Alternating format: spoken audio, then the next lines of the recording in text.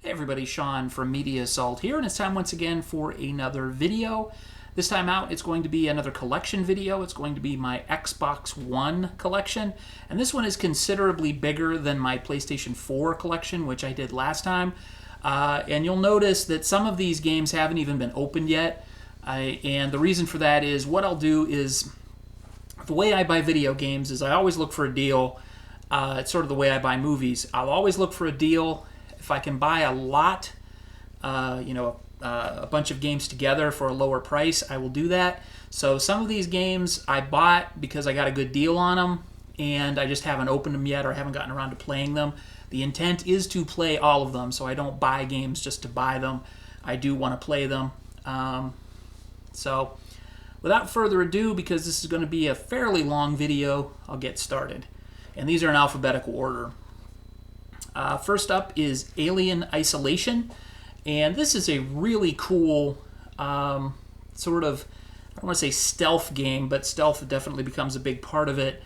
But this is just a really cool experience, and if you like first-person games, this is definitely kind of a new twist on it.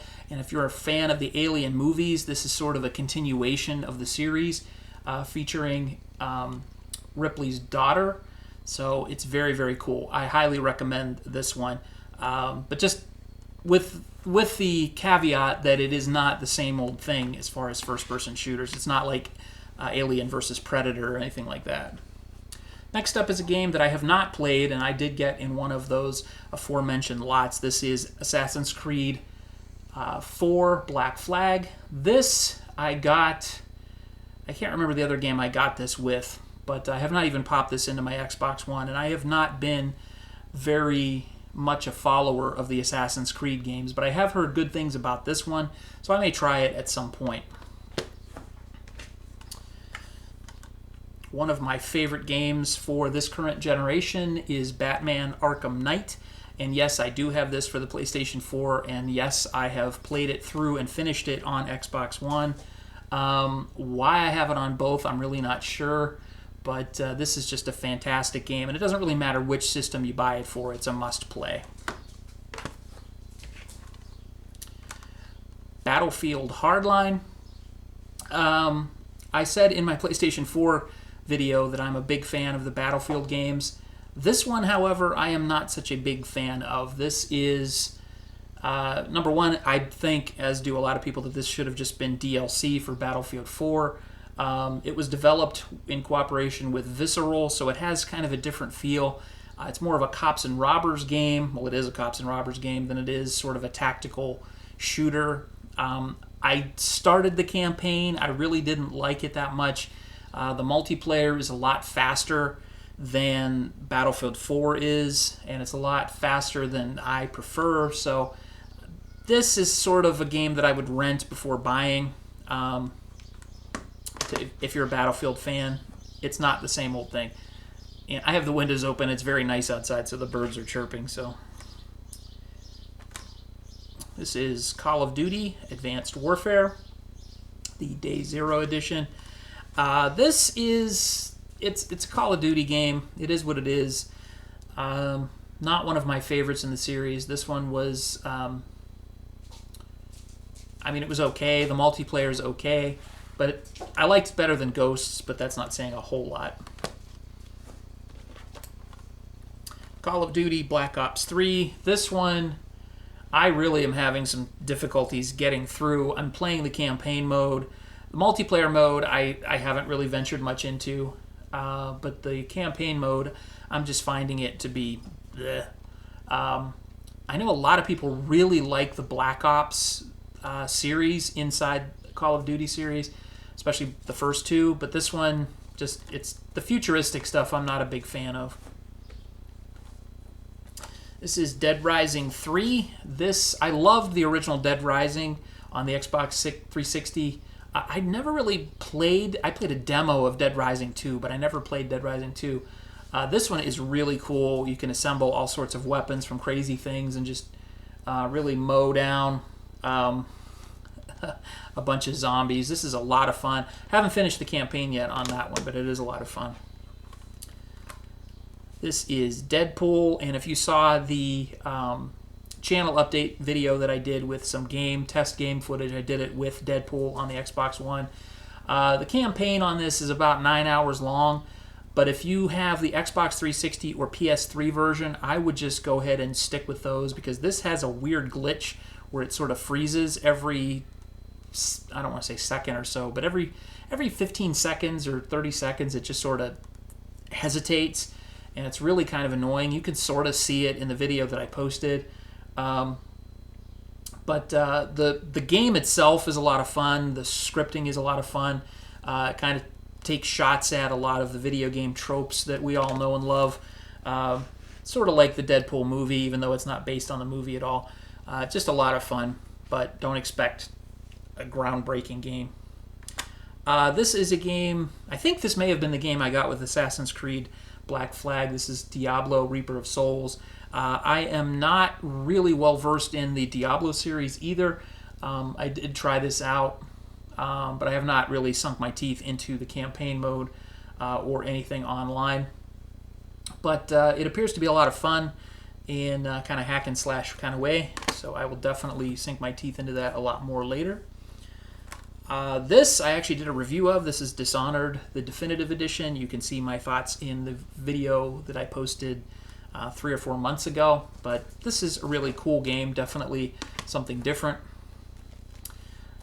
This one is one that I have not opened yet. This is Divinity Original Sin, the Enhanced Edition. I actually saw this at a local library, and I had never heard of it, and they had it available for rent. And I said, oh, this looks like an old school RPG, so it looks like it's something that I would really get involved with and really enjoy. I just have not had time to crack it open yet, but I got it for a decent deal on eBay. This is a much more recent game. This is Doom, and I have started playing the campaign on this, and I really like the fact that this is a really old school, just straight up fast shooter, just kill or be killed. I'm really enjoying this so far. I have not gotten that far into it, but I really like what I've seen. I heard a lot of complaints about the multiplayer, and I tried to play multiplayer maybe a day or so ago, and there was absolutely nobody playing multiplayer. And I don't know if it was just glitching out or nobody is playing because it's that bad, but I have not experienced the multiplayer on Doom yet. This is Dying Light. This is a really cool zombie first-person shooter, first-person zombie type game. This is one of the first Xbox One games that I really sank my teeth into the campaign mode. It's a lot of fun. Definitely, and it's from the developers of the Dead Island games, Techland, and it combines some of what I liked about Dead Island with some improvements, and I really like the fact that it's almost like 2 games in one. If it's daytime, the zombies are pretty easy going, but at nighttime it becomes a whole different experience. Definitely worth a look. This is The Evil Within, and I just loaded this up just to take a look at it. I got this in a lot of games as well. This looks to be survival horror, which sort of has the Resident Evil type feel to it. Definitely has the feel of a Japanese survival horror game, and it's definitely kind of brutal. Getting into some of the games that I have not opened yet, but Fallout 4, what is there to say about this game? I don't have anything to say yet because I haven't played it, but I've heard nothing but good things. This is another one I have not played yet, Far Cry Primal, and I did a review of the next game it was the previous game of the Far Cry series, which is Far Cry 4, and I really enjoyed this game, so I picked up Far Cry Primal. I just have not had a chance to sink my teeth into it yet. Forza Motorsport 6, I got this very cheap. I forget where, maybe the Xbox Store, possibly. Driving games are not normally my thing, but this is something that I definitely wanted to take a look into, and because it was so cheap, I just picked it up. Gears of War Ultimate Edition. I haven't played through this version yet, but I did play through the original version on the Xbox 360 and really enjoyed it. And I have Gears of War 2 and 3 via Xbox 360 compatibility on my Xbox One. So I have the complete trilogy. I'm waiting for, of course, Gears of War 4. Grand Theft Auto 5. It's I have this. It's still sealed, and somehow I am 45% of the way through the campaign on this, just not on a physical copy of it. But fantastic game. If you have not played this, definitely check it out. It is by far my favorite of the Grand Theft Auto games. It is just really a lot of fun. Guitar Hero Live. I picked this up on eBay, and while it was selling for over or just around $100 in the stores, I think, I got a deal where I picked this up for $27, and I'm glad I did not spend more than that. I had played it once, and I really did not like it. What they did to change the way the guitar is set up, I'm like, well, maybe this will just be different. Maybe it'll be better. But I'm just not a big fan of the way that they set up the white and black buttons on the controller. I did pick up, and I don't have it here with me, but I do have Rock Band 4.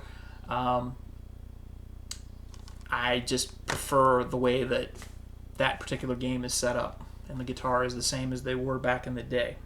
Back in the day, like Guitar Hero and Rock Band were so long ago. This is Halo, the Master Chief Collection. And I have started playing through the original Halo on this. This includes Halos 1 through 4. And I was never a gigantic Halo fan. And this became very apparent as I played through the first game. On the original Xbox, I played and finished Halo 1 and Halo 2. Halo 3 I did have on the Xbox 360, and I started it. I don't think I finished it. I never had Halo 4. Again, this is an instance where I got a great deal on this, and I figured I would try it out. And I definitely want to play through all 4 games, but it's kind of slow going because it's just not my thing. And I'm sure people are screaming at the screen right now. The less I can say about this one, the better. This, of course, is Just Dance 2014. Don't worry, I've never played this. Well, that I'll admit to anyway, but that was one of the games that I got for my wife. Madden 16, it's Madden, it's football, you know the deal. I enjoy the Madden games, I've said it. I'm not apologizing for it. I like football, it's fun to play. Quantum Break, this is a game that I am currently playing through. It is definitely a unique game. It's it's a third-person game fused with a TV show where there are actually live-action episodes of the TV show interspersed through the gameplay. I haven't made my mind up on whether or not I enjoy it. It's definitely interesting. It is kind of off-putting when you see basically these live-action people in the game, and I cannot remember the guy's name. This guy who was in The Following, and there is also the guy that plays Littlefinger from Game of Thrones in this. He plays the villain of sorts. I don't know. This is a game that I have to finish before I'll give you my actual opinion on it. But as of right now, I'm sort of on the fence.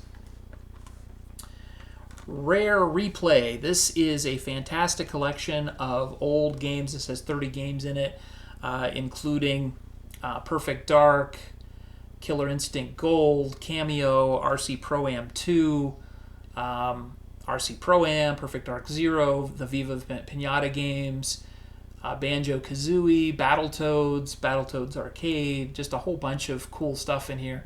I mainly got this because I wanted to play Conker's Bad Fur Day. That was the first game that I booted up on here because it was just so expensive to pick up on the Nintendo 64, or I believe it was on the original Xbox as well. Yeah, it's a collection of retro games. It's cool. Your mileage may vary on your enjoyment of that because it is just retro games. This I have not cracked open yet because I'm still playing through the original Tomb Raider, but this is Rise of the Tomb Raider, which is a prequel of sorts.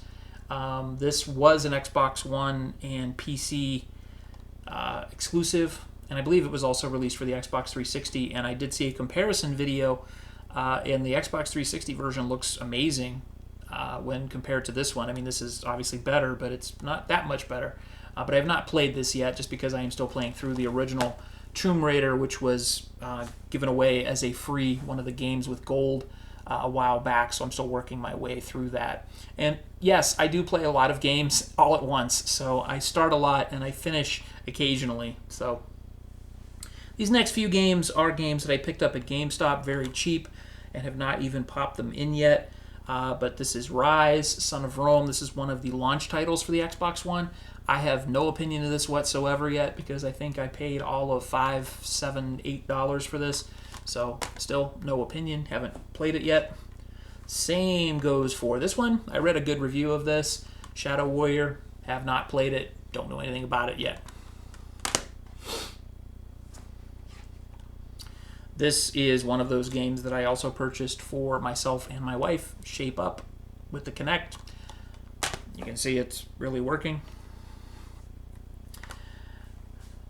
Star Wars Battlefront. This is the deluxe edition, and I bought the season pass for this.